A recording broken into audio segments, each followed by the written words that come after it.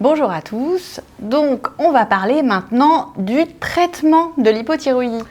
On vous a fait un diagnostic d'hypothyroïdie ou bien vous avez été opéré de la thyroïde et votre médecin vous a prescrit un traitement. Qu'est-ce que c'est? Pourquoi on doit le prendre? Comment on doit le prendre? Quelles précautions utiles et inutiles pour vous? Donc ce traitement, on l'appelle de la lévothyroxine ou de la L-thyroxine. Donc c'est une hormone qui est fabriquée de manière synthétique, mais qui est en fait la même chose que la T4, c'est-à-dire que c'est la même chose que ce que la thyroïde fabrique. Ce sont donc des hormones thyroïdiennes. Alors, tout le monde a parfois un peu peur de ce traitement, et pourtant, c'est l'un des traitements sur lequel on a le plus de recul. Les hormones thyroïdiennes, elles ont été identifiées en 1914, on les a fabriquées pour la première fois en 1927, et elles sont commercialisées depuis 1949, donc on peut dire qu'on a vraiment beaucoup de recul. Alors à quoi ça sert? Je vous rappelle que donc la thyroïde, normalement, elle va fabriquer de la T4. Cette T4, elle va être métabolisée au niveau du foie pour être transformée en T3. Et c'est une hormone. Une hormone, c'est quoi? C'est un messager qui va aller communiquer avec les autres organes. Elle va permettre de mobiliser notre énergie, de réguler notre rythme cardiaque, de réguler le transit. Elle va avoir une action sur notre sommeil, sur notre concentration, sur notre force musculaire et elle a aussi un rôle important chez la femme enceinte. En tout cas, cette lévothyroxine, ce traitement, il va avoir exactement la même action que l'hormone naturelle. Alors comment ça se présente ce traitement? Il y a plein de formes différentes. Il y a des comprimés qui le plus souvent sont tout petits, mais il peut y avoir aussi des capsules ou des gouttes.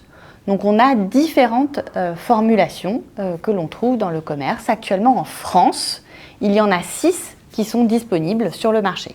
À chaque fois, cette lévothyroxine, elle est fabriquée de manière différente et on dit qu'il y a des excipients différents. Alors il y a beaucoup d'idées reçues, donc je vous propose qu'on parle un petit peu de ces excipients.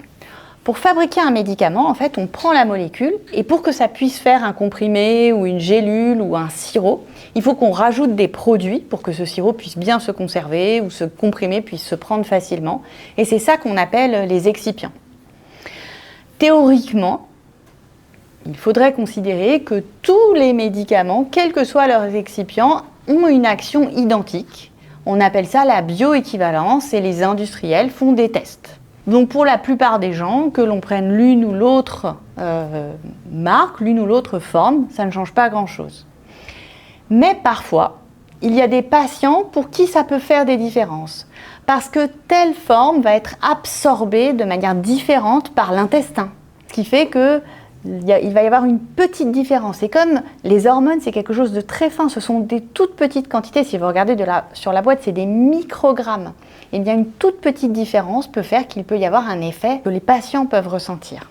Donc parfois, ça peut être juste une histoire de dosage, en passant d'une marque à l'autre. Par exemple, on peut se retrouver surdosé ou sous-dosé. Mais parfois aussi, on peut avoir des effets inattendus. C'est-à-dire qu'on ne sait pas très bien pourquoi, mais on se rend compte que certains patients, avec tel type de médicaments, ils vont avoir des effets inattendus, de la fatigue, des douleurs abdominales, des crampes, des maux de tête. On ne sait pas bien. En tout cas, c'est quelque chose qu'il faut discuter avec son médecin pour voir est-ce que ça peut venir du médicament ou est-ce que ça vient d'autre chose, bien sûr.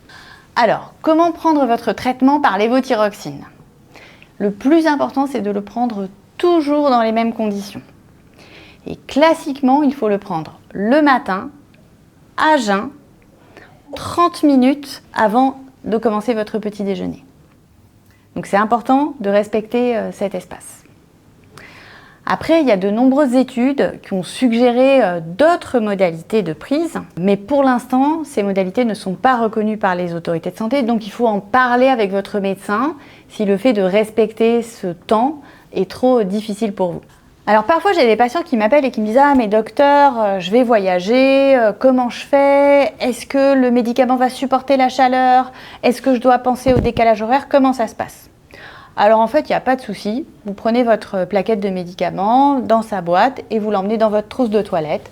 Il n'y a pas de souci avec les voyages. Souvent, moi j'ai tendance à dire si vous prenez l'avion, gardez quand même vos médicaments avec vous plutôt que de le mettre dans la soute. On ne sait jamais, on peut toujours perdre son bagage. Il faut emmener son ordonnance.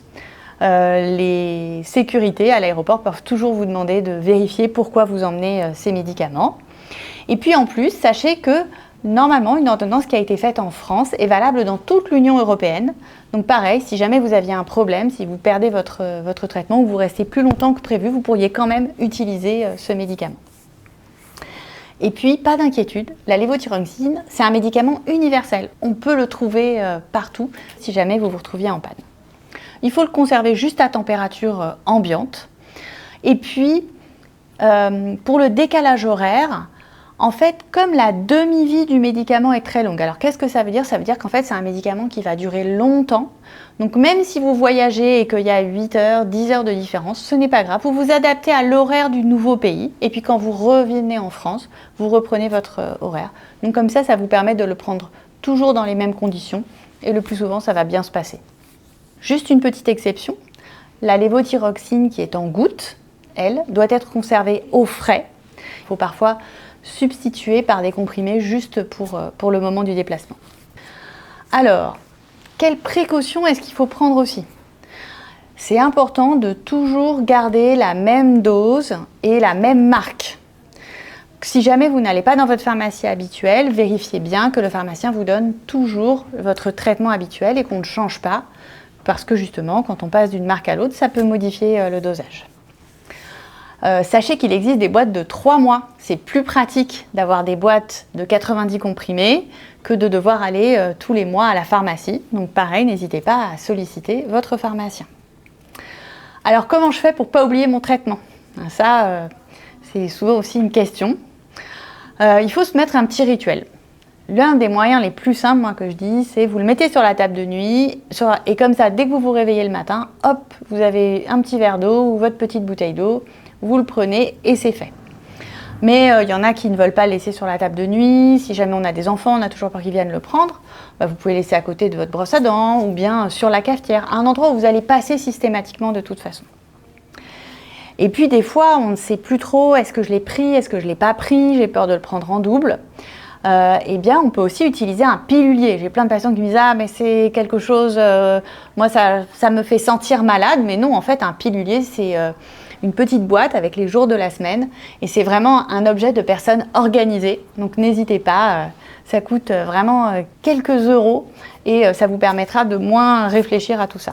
Souvent, je conseille aussi d'en avoir dans son portefeuille ou dans son sac à main. Comme ça, si on oublie, on peut quand même en avoir dans la journée et ça évite d'être anxieux vis-à-vis de ça. Alors, si je l'oublie justement, si je l'oublie que je me rends compte dans la journée, je peux prendre mon comprimé. Par contre, si le lendemain, je me rends compte que la veille, je l'avais oublié, là non, il faut éviter d'en prendre 2 fois, au risque d'avoir un surdosage et d'avoir des palpitations, ce qui peut être désagréable.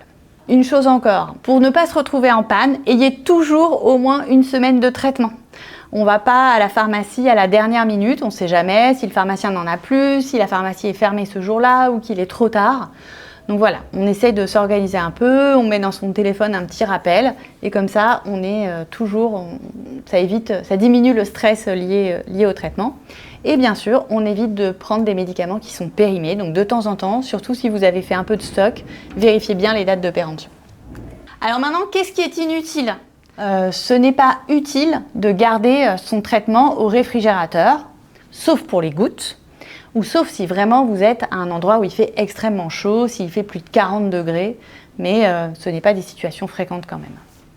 Ensuite, quand vous allez faire votre prise de sang au laboratoire, souvent c'est une question aussi, est-ce que je dois prendre mon médicament avant, je ne sais pas trop. En fait, comme normalement le traitement se surveille sur le dosage de la TSH, vous pouvez prendre votre traitement avant d'aller au laboratoire. Il n'y a pas de souci de ce côté-là. Et il n'est pas d'ailleurs nécessaire d'être à jeun pour doser la TSH.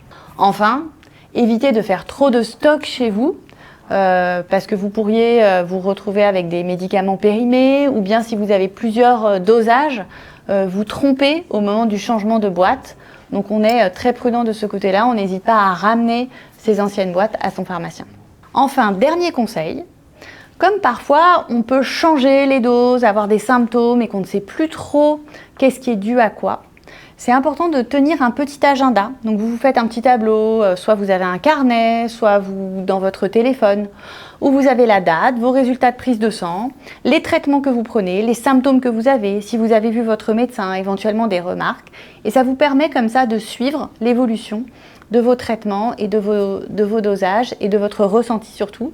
Et quand vous allez voir votre médecin, vous avez une vraie discussion très riche avec tout ça. Voilà, j'espère que tous ces conseils vous auront été utiles. Et puis je vous dis à bientôt pour une nouvelle vidéo sur l'hypothyroïdie.